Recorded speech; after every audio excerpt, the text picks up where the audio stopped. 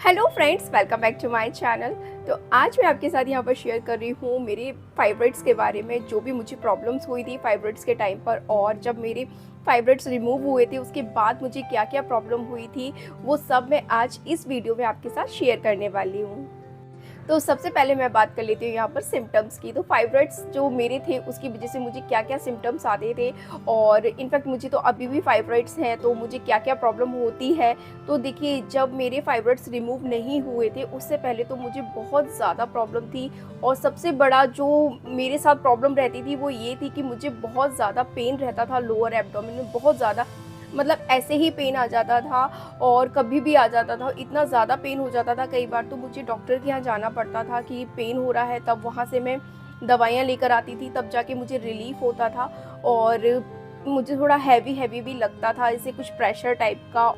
तो ब्लोटिंग भी रहती थी मुझे, और पीरियड्स मेरे बहुत ज़्यादा पेनफुल रहते थे, बहुत ज़्यादा पेनफुल रहते थे। अभी तो मुझे थोड़ा रिलीफ है जब से मैंने फाइब्रॉइड्स रिमूव करवाए हैं, बहुत ही आराम मिला है मुझे तब से अभी।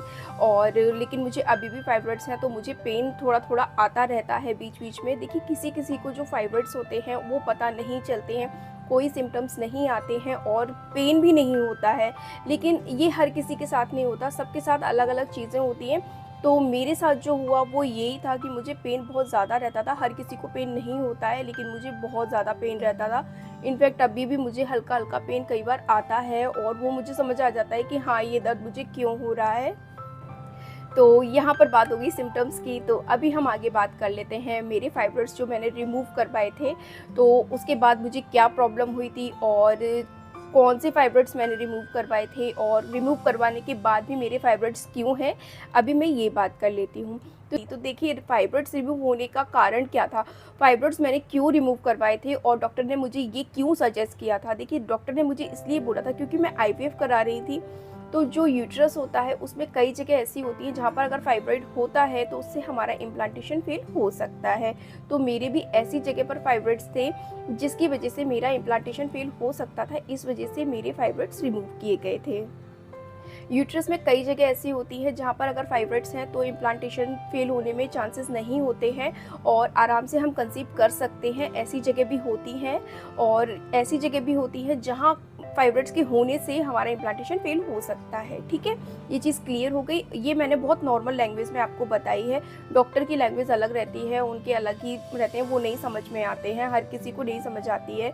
तो अभी हम बात कर लेते हैं कि मेरे फाइब्रॉइड्स रिमूव करवा दिए, फिर मेरे फाइब्रॉइड्स क्यों हैं, क्योंकि एक कमेंट आया भी था मेरे पास कि आपने तो रिमूव करवा दिए फिर भी आपके फाइब्रॉइड्स क्यों हैं। तो देखिए, ऐसा है, फाइब्रॉइड्स तो मेरे बहुत सारे थे यूट्रस में, लेकिन जो बाहर की साइड है जिनसे कोई प्रॉब्लम नहीं होगी कंसीव करने में, वो रिमूव नहीं हुए हैं। सिर्फ वही रिमूव हुए हैं जिनकी वजह से इम्प्लांटेशन फेल होने के चांसेस थे, सिर्फ वही रिमूव हुए हैं। ठीक है, ये चीज़ क्लियर हो गई कि मेरे फाइब्रॉइड्स अभी भी क्यों हैं। लेकिन मेरे पेनफुल हैं फाइब्रॉइड्स, मुझे बहुत पेन रहता है, अभी भी मुझे पेन होता है, मेरे पीरियड्स भी पेनफुल रहते हैं, अभी भी रहते हैं। तो उनकी वजह से तो दिक्कत तो होती है, मुझे तो होती है दिक्कत। तो ठीक है, अब जैसा भी है वो एडजस्ट तो करना पड़ता है। तो ये सब प्रॉब्लम मुझे अभी भी होती है, लेकिन पहले ज़्यादा होती थी, अभी मुझे थोड़ी कम हो गई है। तो अभी मैं बात कर लेती हूँ कि फाइब्रॉइड्स रिमूव करने के बाद मुझे क्या क्या प्रॉब्लम हुई। और ये वो सवाल है जिसका जवाब मैंने बहुत ढूंढा, बहुत सर्च किया, लेकिन मुझे इस चीज़ का जवाब नहीं मिला। इसीलिए मैं यहाँ पर शेयर कर रही हूँ कि हो सकता है जैसे मुझे प्रॉब्लम हुई है ऐसे दूसरे लोगों को भी प्रॉब्लम हुई हो। तो अगर उनको नहीं समझ आ रहा है तो मैं अभी बता भी दूंगी कि अगर मुझे ये प्रॉब्लम हुई थी तो मैंने क्या किया था। तो देखिए, जब फाइब्रॉइड्स रिमूव हुए थे तो मेरी लैप्रोस्कोपी हिस्ट्रोस्कोपी साथ में हुई थी, ये मैं शेयर कर चुकी हूँ, इसका लिंक मैं आपको डिस्क्रिप्शन बॉक्स में दे दूँगी, तो वो आप देख लीजिएगा। तो उसके बाद मेरा क्या एक्सपीरियंस था वो मैं शेयर कर चुकी हूँ, वो मैं यहाँ पर शेयर नहीं करूँगी, मैं सिर्फ आपको बताऊँगी मुझे क्या प्रॉब्लम हुई थी। देखिए, फाइब्रॉइड्स रिमूव हो गए थे, उसके बाद मैं हॉस्पिटल में एडमिट रही थी 1 दिन के लिए, आईसीयू में रखा था उन्होंने मुझे, और 1 दिन के बाद मेरा डिस्चार्ज हो गया था। तो ना तो मुझे उस दिन कोई पेन हुआ, ना मुझे घर आके कोई पेन हुआ। जो लोअर एब्डोमेन होता है मुझे कोई पेन नहीं हुआ था। इस सर्जरी के बाद मुझे कोई भी पेन नहीं हुआ। अब आप कहेंगे आपने पहले कहा था आपको पेन हुआ था। देखिए, मैंने जो बताया था कि मुझे पेन कहाँ हुआ था, वो एक अलग रीज़न था कि मुझे क्यों पेन हुआ था। मैं लिंक आपको डिस्क्रिप्शन बॉक्स में दे दूँगी कि मैंने बताया था कि कहाँ मुझे पेन हुआ था और क्यों हुआ था, वो अलग रीज़न था। उसका लिंक मैं डिस्क्रिप्शन बॉक्स में दे दूँगी, आप एक बार जाके क्लियर कर लेना, नहीं तो आप कहोगे कि मैंने कन्फ्यूज़ कर दिया। तो मुझे लोअर एब्डोमेन में कोई पेन नहीं हुआ था जब मेरे फाइब्रॉइड्स रिमूव हुए थे उसके बाद। ना तो उस दिन हुआ था जिस दिन मेरा ऑपरेशन हुआ था, ना तो उसके बाद मुझे पेन हुआ था। लोअर एब्डोमेन में मुझे कोई पेन नहीं था, ठीक है, क्योंकि इंजेक्शंस भी मिल रहे थे और साथ में दवाइयाँ वगैरह भी थी। और फिर एक दिन बाद मेरा डिस्चार्ज हो ही गया था। घर आकर भी मुझे कोई पेन नहीं हुआ था, लोअर एब्डोमेन में मुझे कोई पेन नहीं था। अब बात कर लेते हैं उसके बाद ब्लीडिंग की। तो देखिए, ब्लीडिंग तो मुझे हुई थी 5-6 दिन समथिंग मुझे ब्लीडिंग हुई थी, और ऐसी नहीं हुई थी कि बहुत हैवी हुई हो या बहुत ज़्यादा हुई हो, ऐसी नहीं थी, नॉर्मल ब्लीडिंग थी। लेकिन 5-6 दिन मुझे ब्लीडिंग रही थी फाइब्रॉइड्स रिमूव करवाने के बाद। फिर मैं नॉर्मल हो गई थी। और तो लैप्रोस्कोपी हिस्ट्रोस्कोपी तो जल्दी से रिकवर हो जाती है, कोई प्रॉब्लम नहीं आती है, बट मुझे ब्लीडिंग जो रही थी ना वो 5-6 दिन तक रही थी। तो उसके बाद मैं बात कर लेती हूँ फिर मेरे जो नेक्स्ट पीरियड थे वो कब आए थे। देखिए, जब मैंने डॉक्टर से बात की थी तो मुझे जैसे ही मेरे फाइब्रॉइड्स रिमूव हुए थे उसकी जो नेक्स्ट साइकिल मेरी आनी थी ना, उसमें मेरा IVF होना था। तो मैंने डॉक्टर से उसी टाइम पूछ लिया था कि सर मेरे पीरियड्स की डेट ये है, तो कब तक आएंगे। तो बोली उसी टाइम तक आ जाएंगे, 2-1 दिन ऊपर नीचे हो सकते हैं, बाकी उसी टाइम पर आ जाएंगे, कोई प्रॉब्लम नहीं होगी। तो उन्होंने मुझे इस तरह से बताया था, तो उन्होंने मुझे ऐसा कहा। लेकिन फिर मैं वेट करती रही, मेरे पीरियड्स ही नहीं आए। मेरी फ़ैब में हुई थी, 15 फ़ैब को मेरी लैप्रोस्कोपी हिस्ट्रोस्कोपी हुई थी। उसके बाद जो मुझे उसके बाद 4-5 दिन 5-6 दिन जो भी ब्लीडिंग हुई थी वो हुई थी हल्की फुल्की, और उसके बाद मेरे पीरियड्स ही नहीं आए। अब मैं वेट कर रही थी कि उस टाइम पे आएंगे, लेकिन पीरियड्स ही नहीं आया। और मुझे समझ नहीं आ रहा कि क्या हो गया, क्योंकि मुझे IVF करवाना था, मुझे IVF के लिए जाना था, मुझे लेट हो रहा था। और मेरे हस्बैंड यहाँ महाराष्ट्र में थे, यहाँ से, और मैं मायके में थी। तो हम लोगों को अब समझ ही नहीं आ रहा था कि क्या करें। और ये भी दिमाग में नहीं रहा कि मुझे डॉक्टर से कंसल्ट करना चाहिए, बिल्कुल भी दिमाग में नहीं रहा। बस मैंने ये सोच लिया, हाँ अभी ब्लीडिंग हुई है, हो सकता है 1 महीने बाद आ जाए, हो सकता है इसी को, ये जो ब्लीडिंग हुई है यही पीरियड हो। मैंने ये सोचा, मैं अपने हिसाब से सोचती रही। और तो मैंने 1 महीने वेट किया, लेकिन 1 महीने बाद भी मेरे पीरियड्स नहीं आए, और मैं वेट करती रही। मुझे समझ ही नहीं आ रहा था कि क्या करूं। फिर भी मैं वेट ही करती रही। फिर मुझे ऐसा भी लगने लगा कि हाँ शायद आ जाएंगे, लेकिन ऐसा कुछ भी नहीं हुआ। फिर फाइनली अप्रैल में मैंने डॉक्टर से बात की। मैंने कहा सर, जिन्होंने मेरा ऑपरेशन किया था, जिन्होंने मेरे फाइब्रॉइड्स रिमूव किए थे, मैंने उन्हीं से बात की। मैंने कहा सर मेरे पीरियड्स ही नहीं आ रहे हैं। तो बोले अरे तो कोई बात नहीं है, नहीं आ रहे हैं। तो उन्होंने मुझसे कहा कि आप प्रेगनेंसी टेस्ट करें, हो सकता है प्रेगनेंसी भी हो सकती है।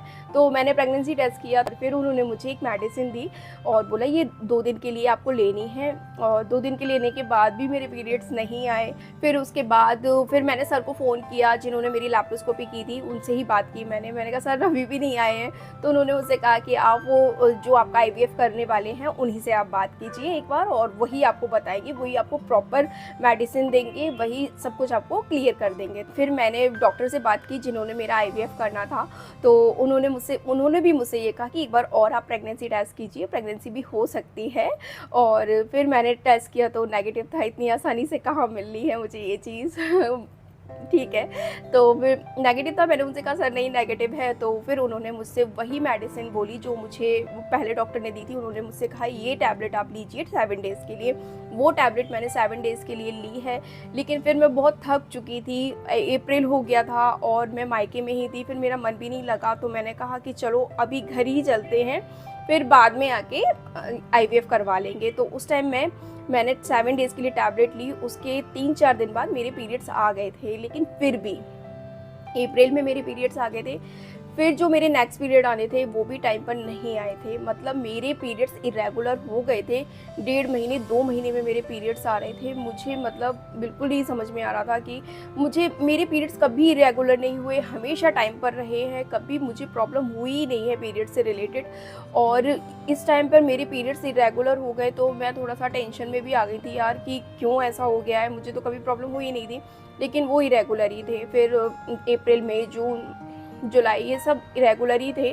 फिर उसके बाद जब मैंने आईवीएफ करवाया है अगस्त में भी मैं जब डॉक्टर के पास गई थी पहली बार, जब अगस्त में भी जब मैं डॉक्टर के पास गई थी, जो मैंने आपको बताया था कि मैं डॉक्टर के पास गई थी, फिर उन्होंने मुझे वापस कर दिया था कुछ दवाइयाँ देकर कि हम अभी आईवीएफ नहीं करेंगे, आपको पहले ये दवाइयाँ लेनी है। वो लिंक मैं आपको डिस्क्रिप्शन बॉक्स में डाल दूँगी कि ऐसा क्यों हुआ था, तो आप एक बार जाकर देख लीजिएगा।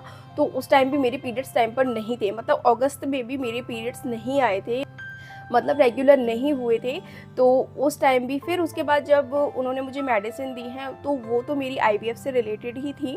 तो उन्होंने मुझसे कहा था कि आप ये दवाइयाँ लीजिए और टाइम पर आ जाएंगे, कोई दिक्कत नहीं है, ये दवाइयाँ लेने के बाद आपके 10 से 12 दिन में पीरियड्स आ जाएंगे। तो फिर उस टाइम पर तो मेरे पीरियड्स आ गए थे और फिर मेरा आईवीएफ भी हो गया था, और आईवीएफ होने के बाद मुझे पीरियड्स में कोई प्रॉब्लम नहीं आई। उसी के बाद मेरे पीरियड्स रेगुलर हुए हैं। अब मुझे नहीं पता कि इतना टाइम लगा मुझे, मतलब फ़ेब हो गई थी, मार्च अप्रैल मई जून जुलाई अगस्त, मतलब 6 महीने तक मेरे पीरियड्स रेगुलर नहीं थे।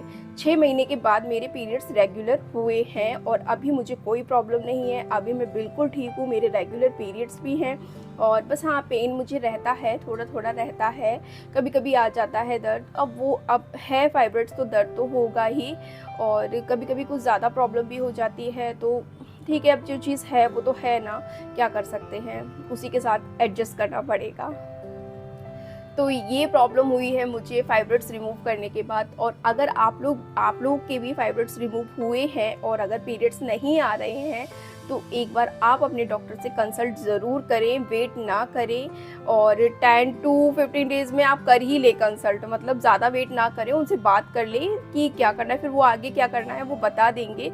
और परेशान होने की बिल्कुल ज़रूरत नहीं है, ये चीज़ मेरे साथ हुई है, मैं समझ ही नहीं पाई कुछ भी, क्योंकि मुझे इतनी नॉलेज नहीं थी, इतना समझ भी नहीं आ रहा था कि क्या करूँ क्या ना करूँ। तो यहाँ मैं आपको इसीलिए बता रही हूँ कि अगर आपने फाइब्रॉइड्स रिमूव करवाए हैं और आपके पीरियड्स नहीं आ रहे हैं, तो आप अपने डॉक्टर से कंसल्ट ज़रूर करें, वो आपको बता देंगे कि आपको आगे क्या करना है।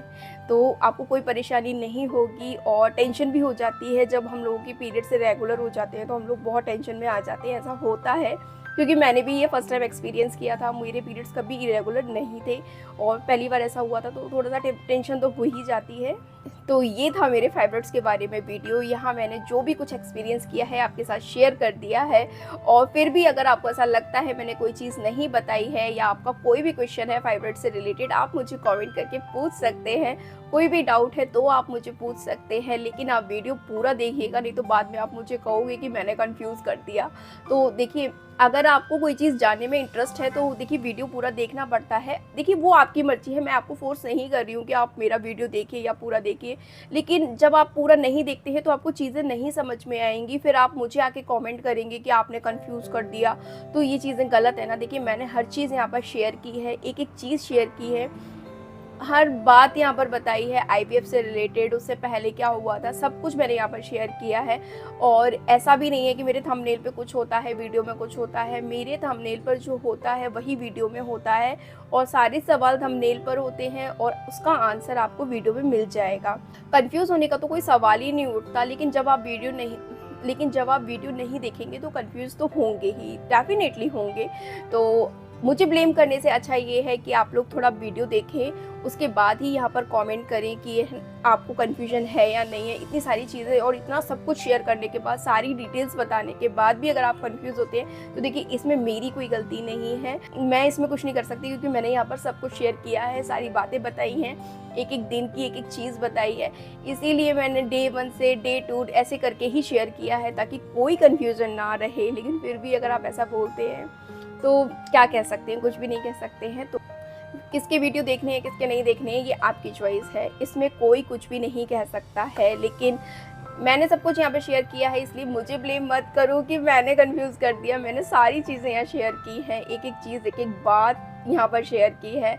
अब आप सही से सुनते नहीं हैं तो इसमें मेरी कोई गलती नहीं है, ठीक है। तो आज के लिए इतना ही, मिलते हैं आपसे नेक्स्ट ब्लॉग में।